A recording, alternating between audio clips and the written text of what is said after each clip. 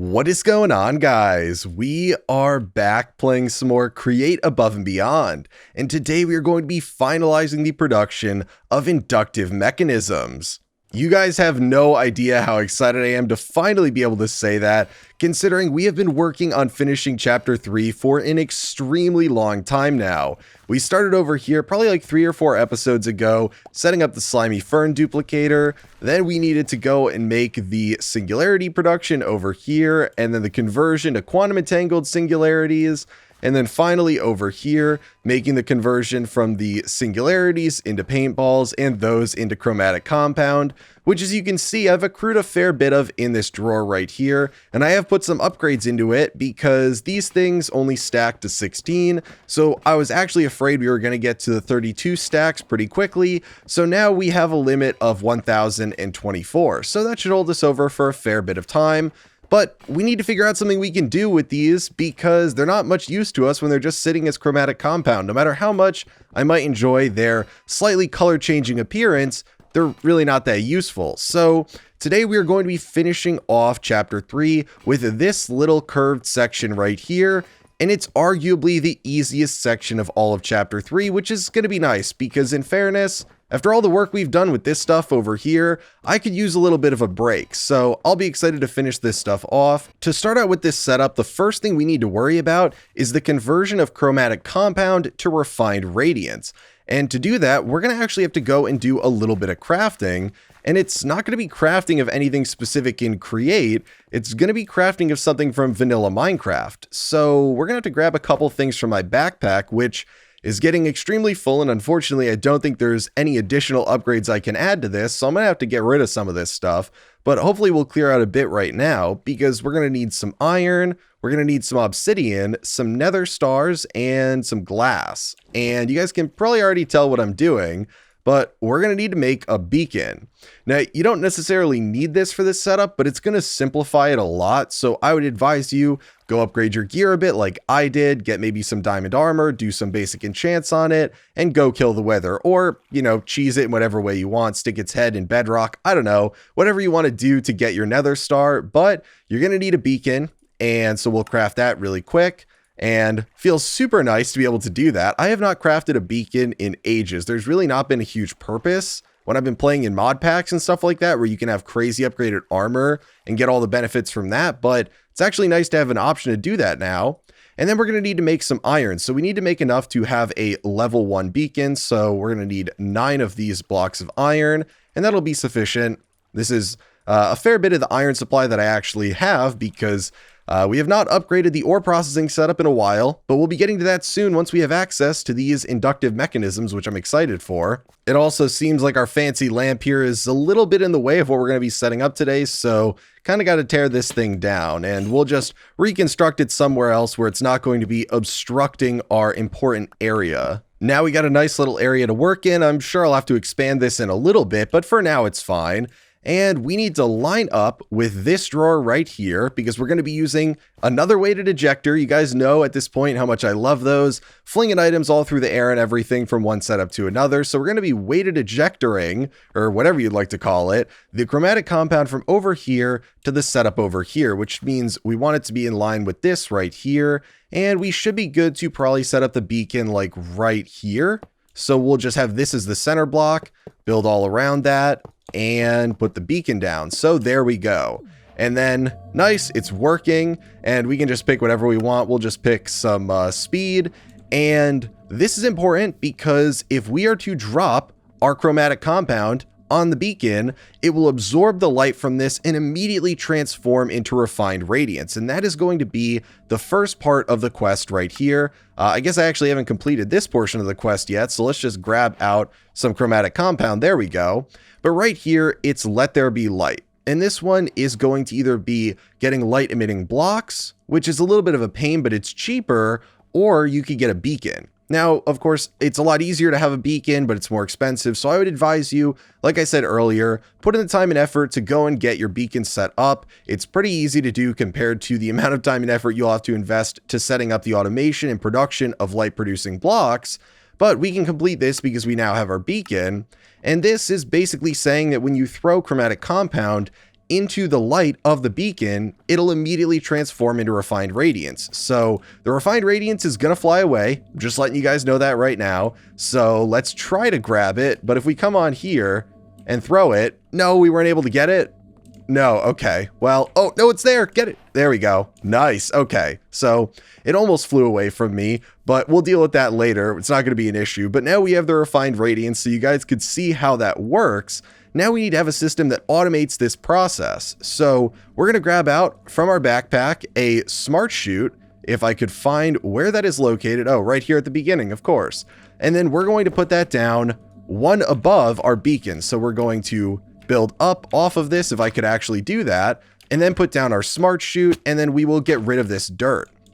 So this is going to be dropping our chromatic compound that we fire from over there into this beacon light, and then we'll pick it up and do more stuff with it after. So then we're also going to have to grab out a depot from here and place that down on top of the smart chute, just so that we have a place that we can fire our items off to. So if I build up here, we'll just put down our depot right here, and that'll be good. For setting up the weighted ejector, it should be pretty easy to do, but I'm just going to make sure that I put some dirt in here as a filter before I start firing the compound over here. Otherwise, it's going to start falling through and they're going to start flying everywhere as refined radiance, and we don't want that, because although I've got a bunch of this, I really don't want to have to pillar up and get all of them in the air, and that is exactly what happens with them, so we're just going to try to avoid that. But we're just going to hope going into this that it doesn't overshoot the depot, but maybe that will happen. So we'll put it down right here, and I don't think this block should be an issue for it either, but then we will put a hopper right here, and we can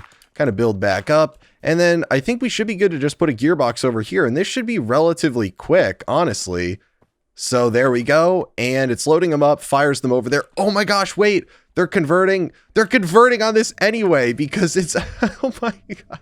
So this is really interesting, because I actually had tried out converting these on a depot before, and I didn't think it worked. It would have been a totally different setup if it did, but as you can see right here, there is a chromatic compound on this depot, and it's not converting. There's also one floating up in the air right there as a refined radiance, so that one did in fact convert. So first off, we have to go get this. As you guys can see, this is the annoyance with doing this. So maybe you place down your beacon later, I don't know, but at least this lets us know that it's either going to work or not work right as we're setting it up. So that is a positive part of it. But what I'm thinking is going on is when they're flying through the air, they can actually instantly convert. So before they land on this depot, from the weighted ejector, they're actually converting.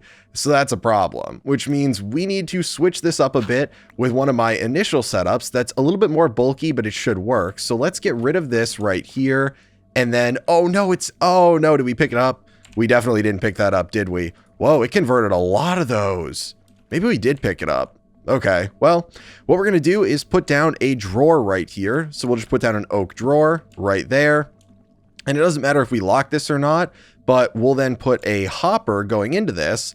And unfortunately, this isn't going to look the best, but it needs to be on the front here. So we'll put a hopper down there, a depot there, and then we're going to set the weighted ejector to fire over to that. So we got to break this, and then we got to grab out our, where is it? We got it right here, and set it to be on this depot. Now, I don't know if this is the best solution for this. It's just one of them, because apparently we cannot fire it into this beam here. So you don't necessarily need to use a drawer. Any storage for this would work.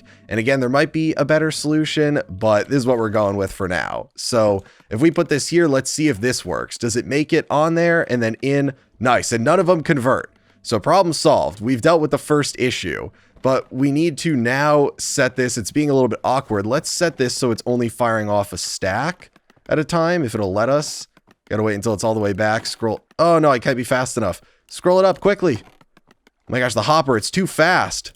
Okay, and there we go. So now it should only fire off if a stack can go on there, which is good. And eventually this will be filled. So we'll kind of have like an extra backlog. Now, I don't know why one keeps ending up off of here. I don't know if that's when it's switching and it was firing it weird or what. I don't know if one is clipping on something here, but I'm gonna have to watch and see. So this has a full, oh, it only goes up to 16, right? We have to set this so that it's only 16. That's what was going on there. I was wondering why it wasn't firing off. Okay, set it to be only 16. There we go. So we've got the refined radiance being produced at the beacon. The next step is to take it from the refined radiance and convert it into a radiance sheet. And all that we have to do to get this is simply take the refined radiance and press it down into the sheet using a mechanical press. So what we're going to do is, if I get out a little bit of dirt so that we can actually build up right here, we're going to come up one, we're going to put down a depot, and then an andesite funnel going from right here where the blocks will drop onto the depot. Now on this depot, we will have our refined radiance, and we need to press it down. So we'll just grab out a mechanical press, and we're going to put it down so that it's, nope, not like that. We're going to put it down so it's got rotational power coming in from this side right here. We don't want it coming in from this side because we are going to give it rotational power in the back eventually. And now we've got those on this depot right here. So we're going to grab out a mechanical crafter, and we only need one of them. And then we're going to put that right like this. And then we're going to grab a brass funnel going from this depot into the mechanical crafter. Then eventually we're going to set the filter for this to be a radiant sheet, so only those end up in the mechanical crafter. But I don't have those right now because I don't have rotational power coming into this. So I either can manually go make one, or we can just hold off on setting up this filter altogether. Well, I just slept. It is now a fresh day out so we can continue working. And I figured we might as well use my very basic mechanical press over here to convert this into the radiant sheet, just so that we can set the filter so I don't forget. We can actually then complete this task right here so that we're on to the radiant induction coil, and we'll get into that in a second. But now we can set the filter so that there's no chance I forget and accidentally kind of back up this system. So we're just going to set this filter right here to be the radiant sheet, and there we go. So now the next step in the quest is making the radiant induction coil, and the way you make this is with the mechanical crafter on a radiant sheet, which we already have. And once we have this, the uses for this is just putting them into the deployers in the sequenced assembly to make the inductive mechanism, along with using the chromatic resonator, which I've got all the stuff for sitting in one of my chests, but we'll make that in a bit. So now we need to do my typical setup for splitting the items so that we can put them into the deployers. So we're going to grab out our shafts and some belts and some tunnels. Should have all that stuff in my inventory right now, although it is getting a little bit crowded in here. And we're going to put down a shaft right here, and then another one coming off of that. And then I think these should only need to be 2 long, so we'll put down another set right here. We'll just connect these two, and then if we hop up here, we should be good to put down our tunnels right here. So tunnel, tunnel, then we got to grab out our wrench so that we can set these to be round robin. So round robin like that. And then finally, if we hop down, we should be able to set this so that it's inputting into this tunnel. Now, this does work because it does treat the tunnel like an inventory, so it'll input in there and then it'll split it either to the first or the second one every other time, which means that the deployers that we're going to have coming off of these belts right here will each get it one after another so that we don't get a huge backlog as we're making these, because each one is going to need 2. So now we should be good to grab out our deployers right here, and I got to throw some of this stuff back in here because it is definitely getting way too crowded in here. But if we come off of this, I just need to grab out some more of the dirt. We should be good. I think the deployers are going to go right in line with these, or right above these by 1. So if we just put those there and grab out our deployers, they should be good to go right here, and then just rotate it down if we go like that. And then another one right here. Nope, definitely not like that. If we go like that and then rotate that. So these are connecting. Oh, went too far. They're connecting with rotational power. Again, it's going to go in the back. And then finally, we're going to need another deployer on the very end here for using that chromatic resonator. This shovel is way too powerful for me, apparently. Just like that. So we have the first 2 that'll be using the, I can't even remember the name of it. They'll be using the radiant induction coil. And then the last one, which will be using the chromatic resonator. So let's just grab out some andesite funnels. We don't need any filtering. We just need something to input into these deployers from the belts. So andesite funnel on each of these into the deployers. That'll be more than enough because the minute they get 1, they should be able to use it. Now we need to set up the belt system that this assembly process is actually going to happen on. And so if we build up from here, the belt should need to go right here since it'll be 2 below where the deployer is. So the ending of the belt is going to be right in line with this right here. The beginning of the belt should be in line over here. So it's just going to be 3 long, the perfect length for all the deployers to be able to act on it. So we can get rid of that and get rid of that. Did one of those end up on the belt? It did. Of course it did. Why would it not? It always does. So we can grab out one of our drawers, and this is what's going to finally hold the finished product, and that can go right here. Then we can have an andesite funnel. Technically, I guess we could actually put this even lower if we wanted to. I think I raised this one higher than it needs to be, so I might need to do a little bit of work over here, but we're going to put an andesite funnel going into this drawer. This will only pick up the item after it's finished on this deployer right here. I'd be curious if we can use a hopper, and if the hopper will only take it off the belt once it's done too, because then we could put it down here on the ground, which might look nicer, but I'll check into that later. For now, we're going to leave it like this with a funnel picking up from this drawer. And then over here, we're going to put down another, whoop.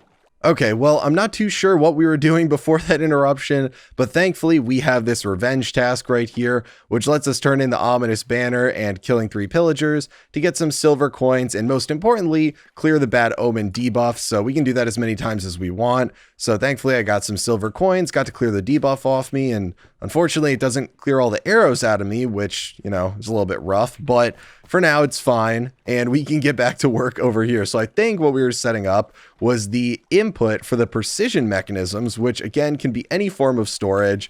I'm just going to use another drawer, so we're just going to come up, we'll put down a drawer right here, and oh my gosh, I need to cool it with this shovel, my goodness.